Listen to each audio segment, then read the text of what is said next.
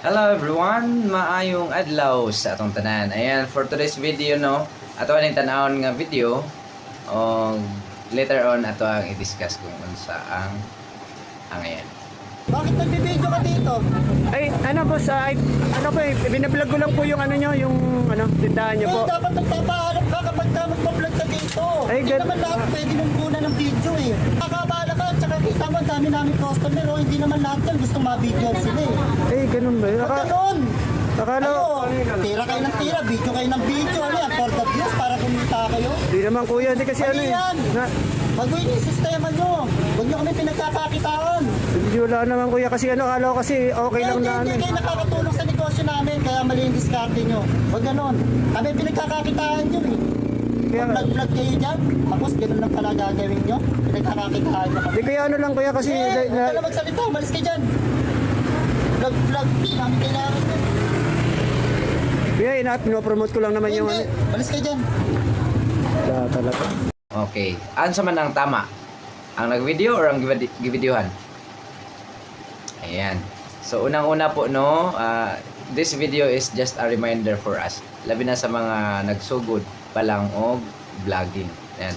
So importante po na kaibaw ta sa unsay angayan, no? Unsay dapat natong iwasan, unsa ang dapat natong sundon pag naga-vlog ta. Ayan. So karon kana nga video nagpakita nga ang vlogger wala man ang hit sa iya nga videohan na iyang store, which is tama naman nga ang gihimo ni kuya. So dapat bilang vlogger iya kita ug natay videohan mananghid ta sa ato ang videohan kay naatay ginatawag og privacy. Ayan, privacy na ni kuya no nga dili niya pabidyohan kay dili tungod wa mananghid or something kundi gihimo pud sila nga kabuhayan. So that is kuha na kay karon kumuno nga naikuan videohan tapos i-upload mag-viral something. So bawal po gyud no kay pwede kasuhan pag ang usa ka tawo mo reklamo nga gi-upload siya gi-videohan siya without his or her consent, no?